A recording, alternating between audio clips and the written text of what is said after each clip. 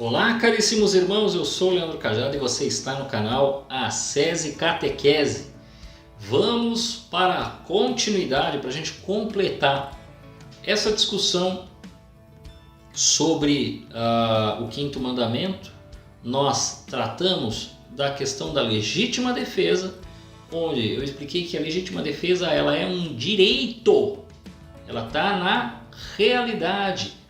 Você, querendo salvaguardar a sua vida, você se protege e deve, aí como obrigação que a própria igreja impõe, proteger a você e aos outros, se isso for necessário. E eu trouxe aqui também de que isto não é apenas um ato físico, é necessário um ato espiritual. Então, proteger as pessoas também para a verdade é o que lhe coloca, né, diante aí de situações, de obrigações que você tem para com a sociedade, né? A sua palavra, o dizer a verdade, o proteger as pessoas da mentira e consequentemente defender a portadora da verdade, que é a igreja. Então, se você não defende a igreja, fica concordando aí com as pessoas, ou então você entra num diálogo que mais é uma enganação e aí vai acabar com você isso, você precisa proteger-se e proteger aquelas pessoas também desse tipo de mentira. Você não pode permitir que as pessoas falem qualquer coisa e você concorda e permite que os outros sejam prejudicados por isso. Quando nós falamos da questão das armas, nós falamos que a igreja não proíbe e não obriga você a ter uma arma. Consequentemente, ela vai falar, e eu vou ler daqui a pouco, a necessidade, né? Tanto que ela coloca quão hediondo é vários crimes, né? Do homicídio, do aborto, de que deve ser protegido as pessoas, não se deve matar, eutanásia, ela é contra, e a gente já falou disso, do suicídio, que nós temos que cooperar, no caso do suicídio aí já é uma outra coisa, mas aí tem de se cooperar para que não se chegue nesse ponto, né? Temos que trabalhar, né, não só em setembro, mas o ano inteiro para que as pessoas não cheguem nesta falta de sentido da vida. O respeitar a saúde. Respeitar a saúde. Eu tô dando uma passada aqui, isso aí é o que vai falando. Você tem que tomar cuidado com os excessos, meu querido.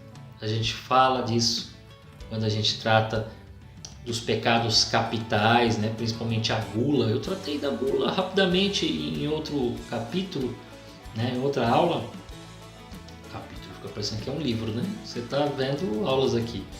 E aí eu falei. Então, tomar muito cuidado. Né? Proteção da vida, ou seja, livrar-se, né, de toda aquela parte que possa causar perigos, excessos para a saúde, respeitar, né, as pessoas, a integridade corporal, as pesquisas, respeitar os mortos. Eu sei de um cemitério aí que o pessoal rouba cadáver. Eu acho isso absurdo, né? Isso é um absurdo. Bom, então vamos lá. Nós paramos aqui nessa parte que eu vou ler e provavelmente você ficou com a dúvida, né? Poxa, a igreja falou isso?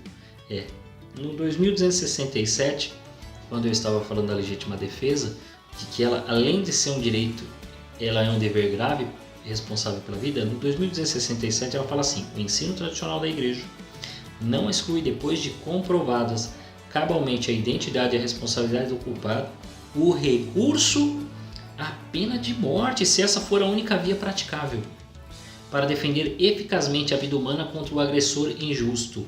Leandro, a igreja é favorável à pena de morte. Ela é favorável à pena de morte.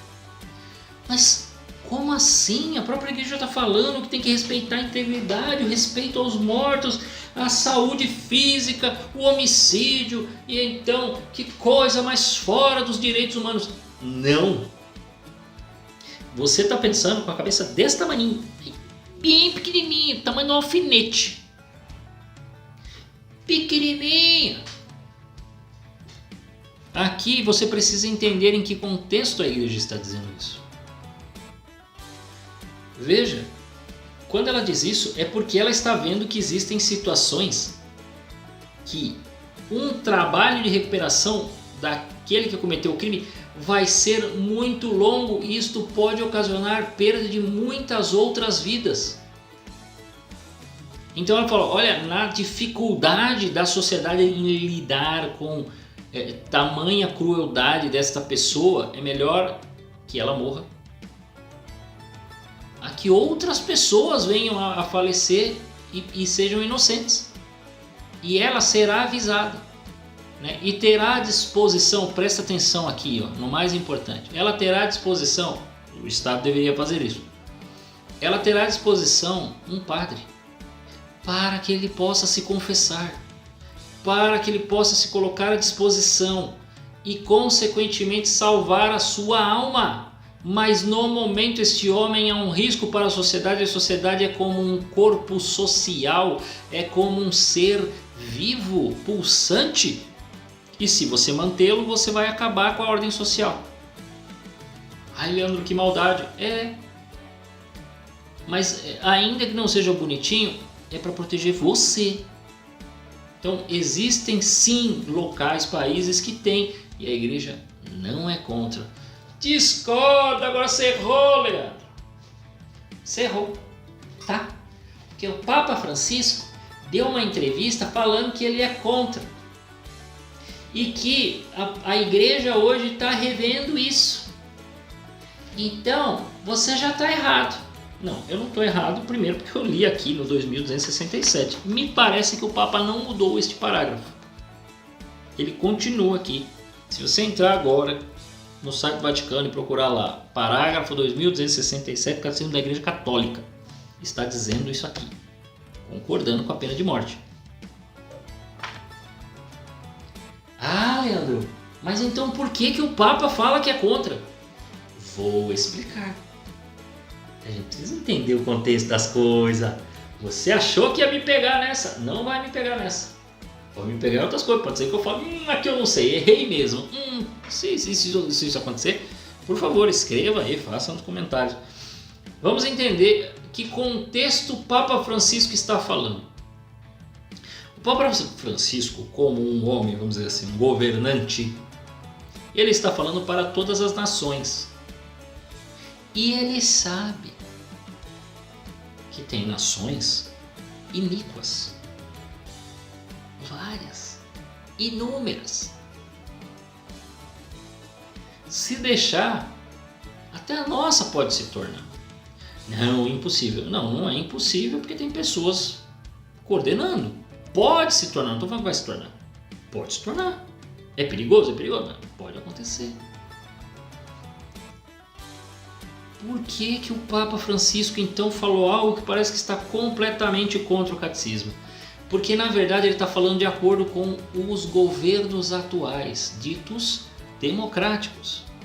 Lembra que eu falei que na verdade poucos são repúblicas? A grande maioria são estados populares, que é o lado viciado da república? A grande maioria. Então, qual é o problema disso? O que o Papa está vendo? O Papa está vendo pessoas serem mortas pelos governos sem um justo julgamento.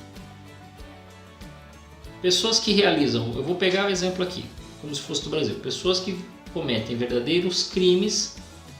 Ah não fez nada.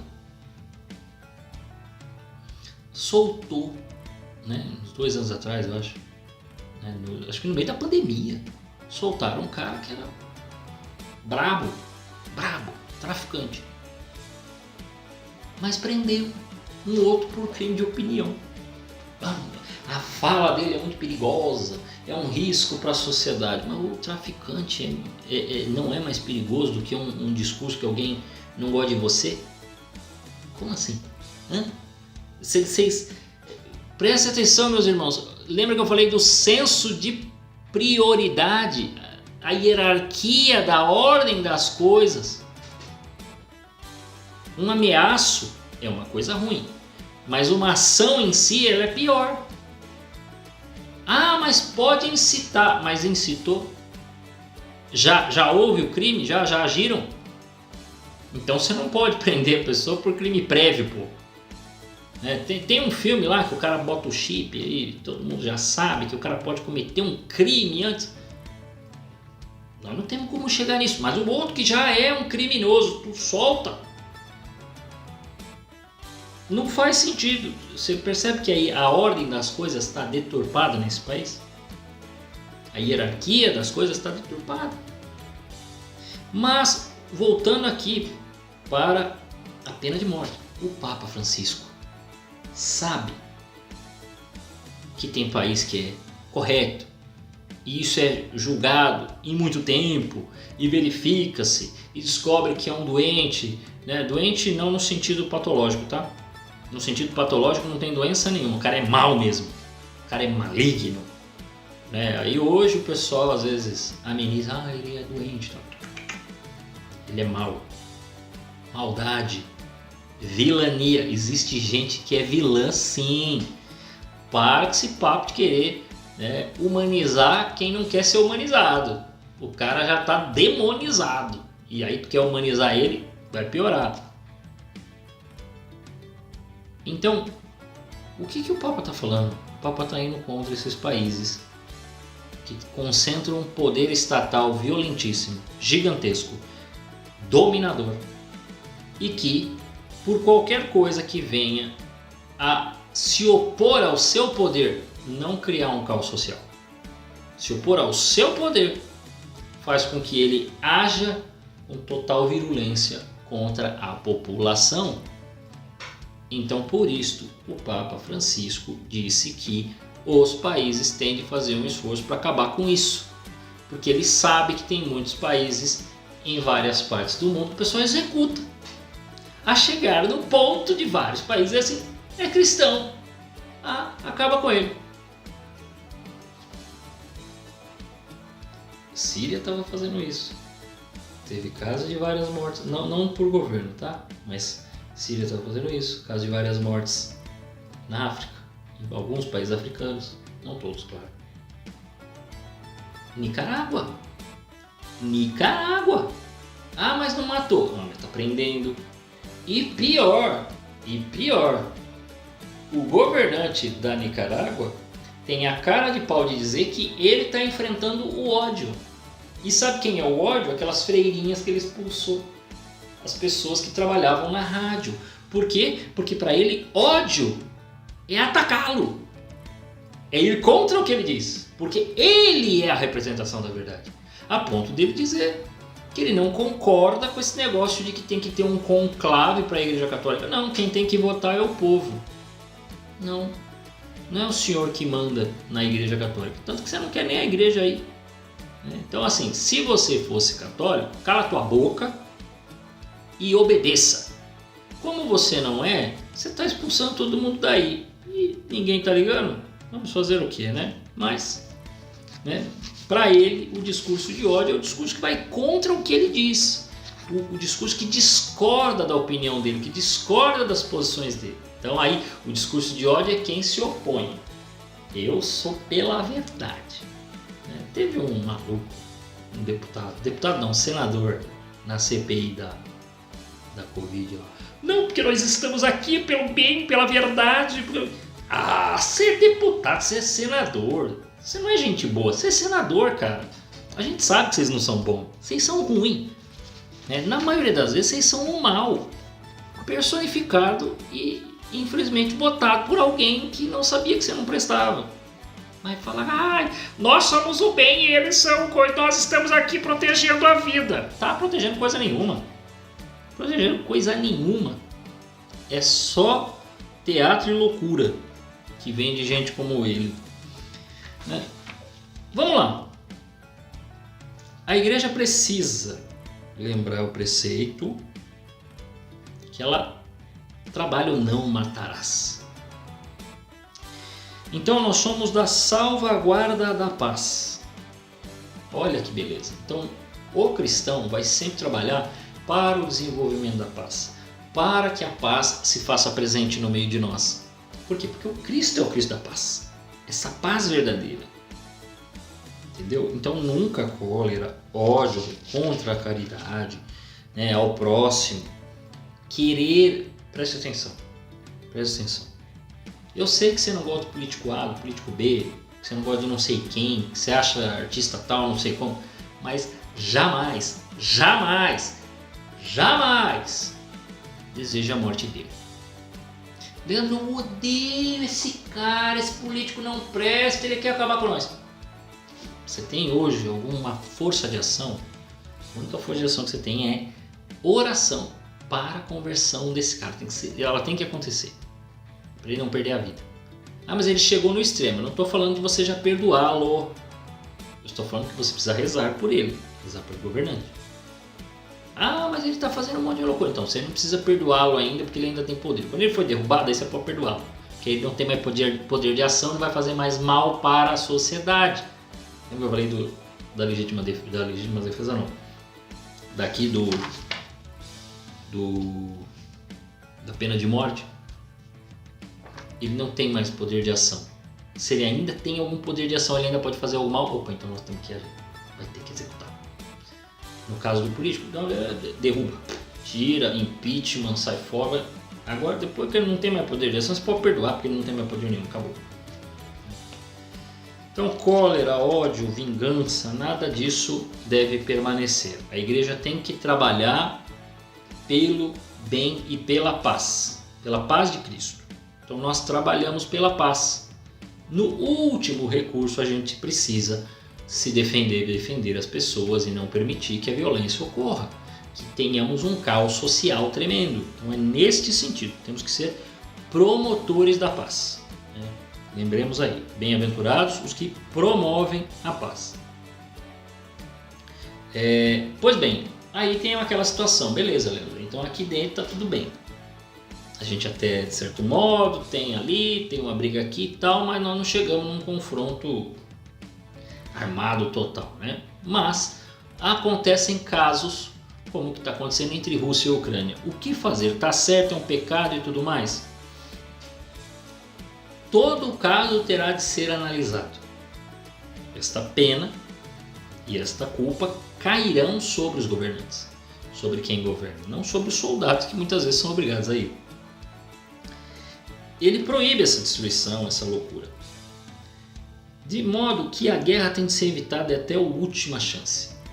Se não houver jeito, se o outro país está querendo invadir, acabar com o seu país e tudo mais, a guerra não é injusta. A guerra é justa por sua parte. Por parte dele é injusta. Falaram do Papa Francisco em relação à pena de morte. Vamos falar da guerra. Ele abençoou a Ucrânia e falou, olha, vocês estão numa guerra justa. Mas por quê? Porque ele entende que a Ucrânia precisa se defender. Ou ela vai ser destruída, né? Ela vai ser tomada.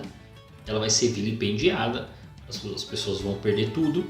Então, o Papa entende que a guerra que a Ucrânia está travando é justa, mas a que a Rússia está é injusta.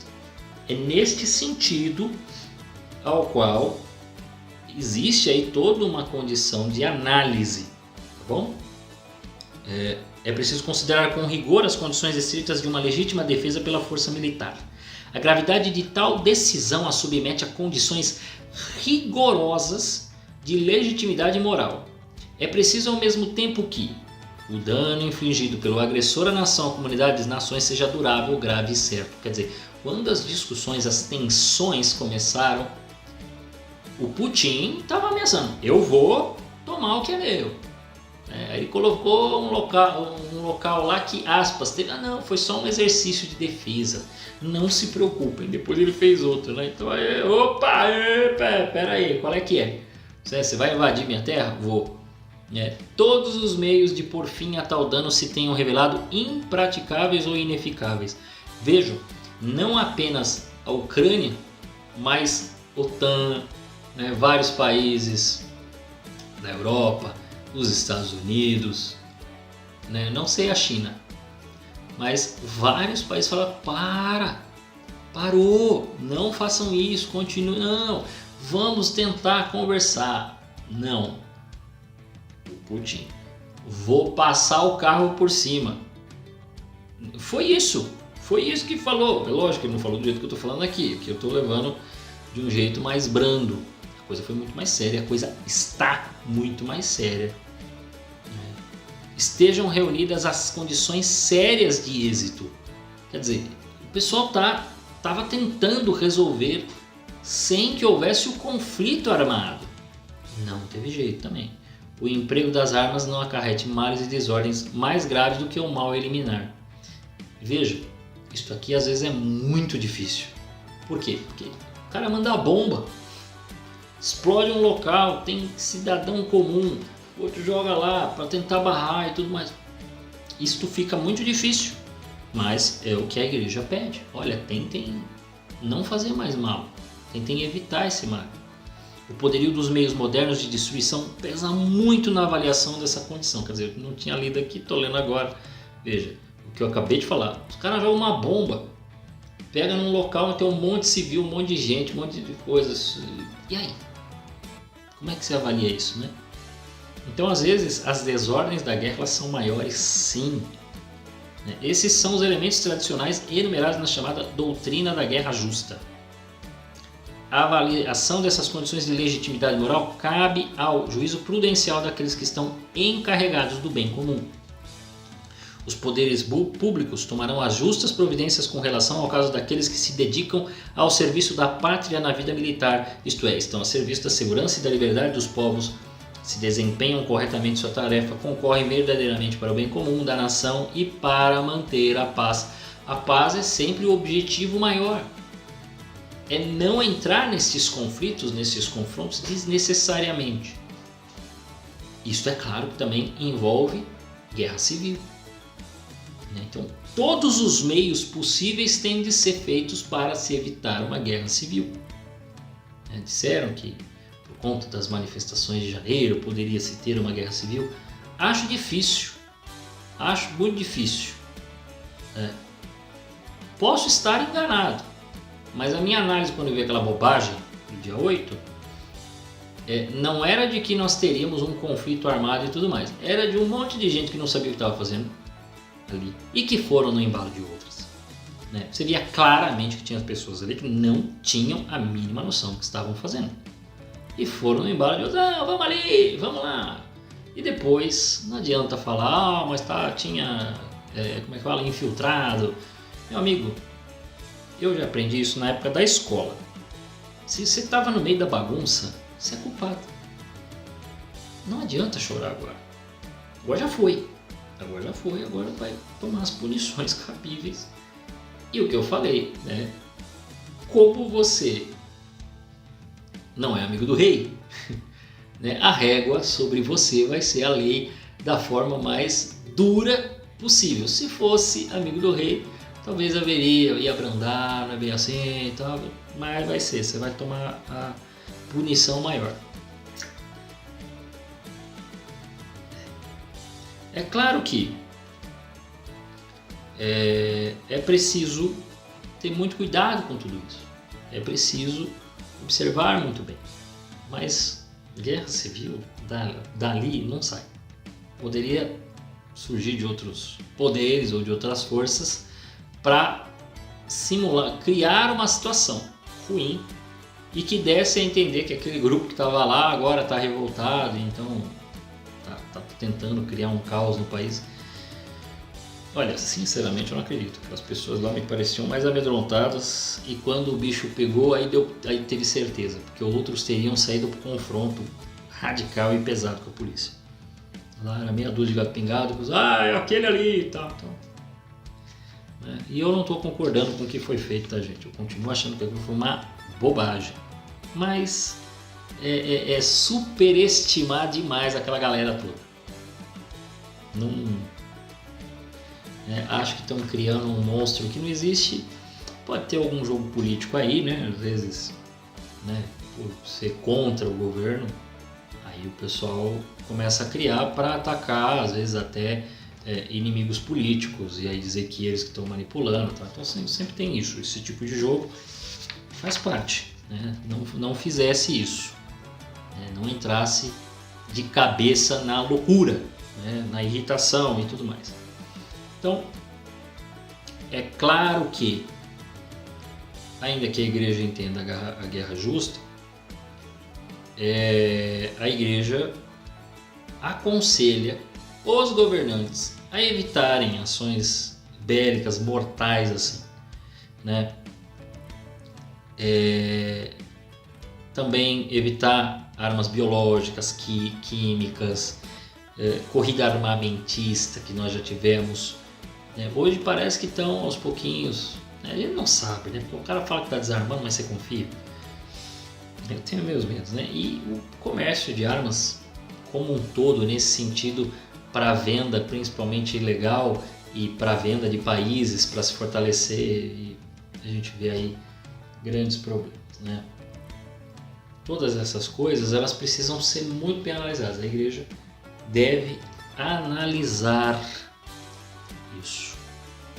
Conforme, principalmente, por exemplo, que agora nós temos o confronto, existem certos atos que podem inclusive vir da Ucrânia que podem ser considerados pela igreja, opa, isso é um pecado.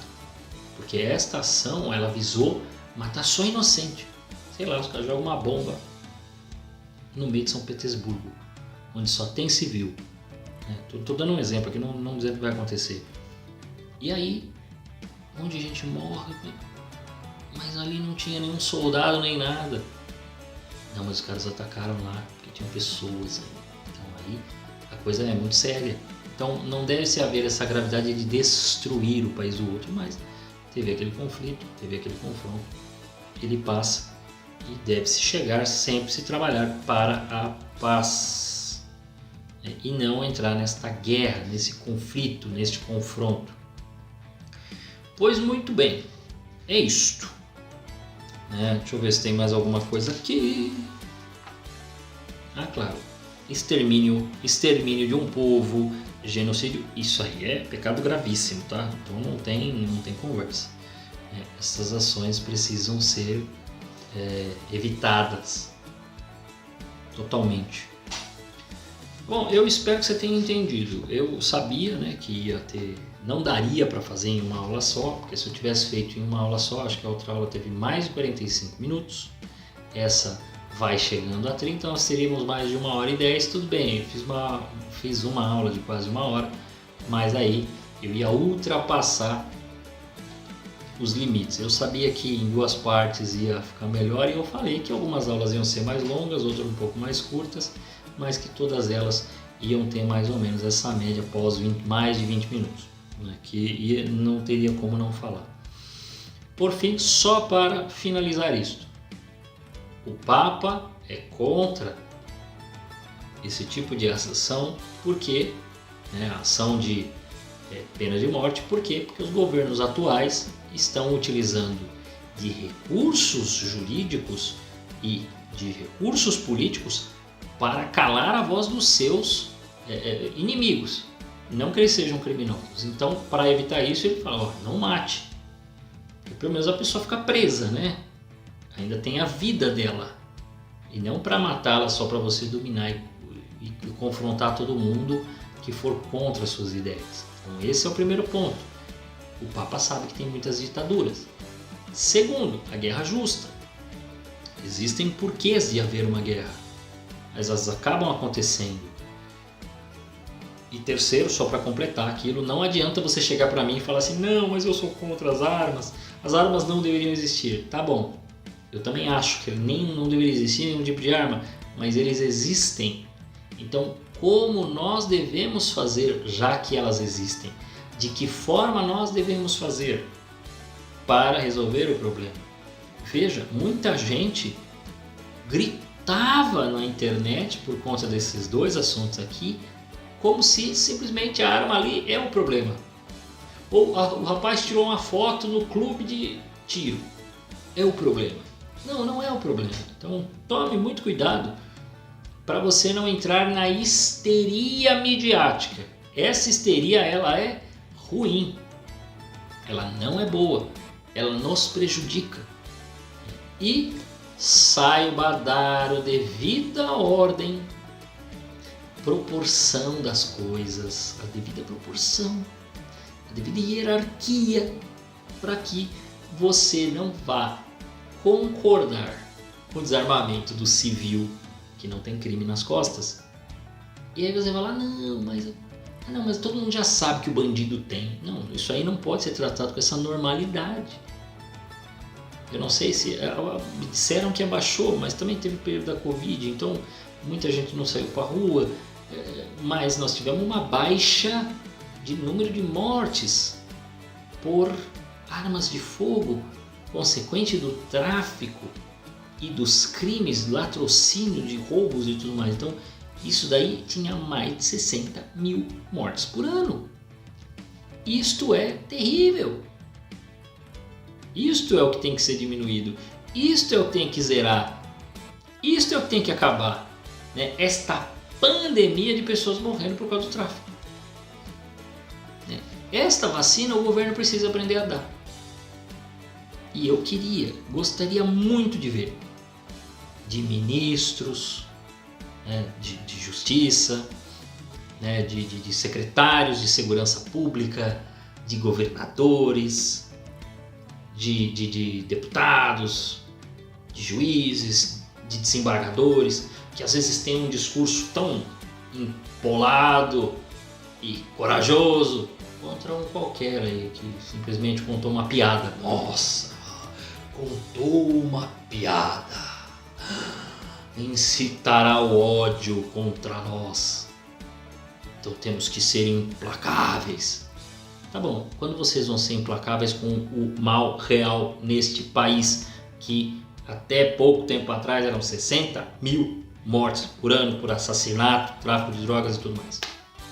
Quando vocês vão ser, né, quem trabalhou tão forte para que as pessoas não se fossem? Nós tínhamos até o minuto de silêncio nos estádios de futebol e outros esportes por conta de pessoas que tinham morrido pela doença. Amém, que bom, né? Temos que rezar pela alma dessas pessoas, sim.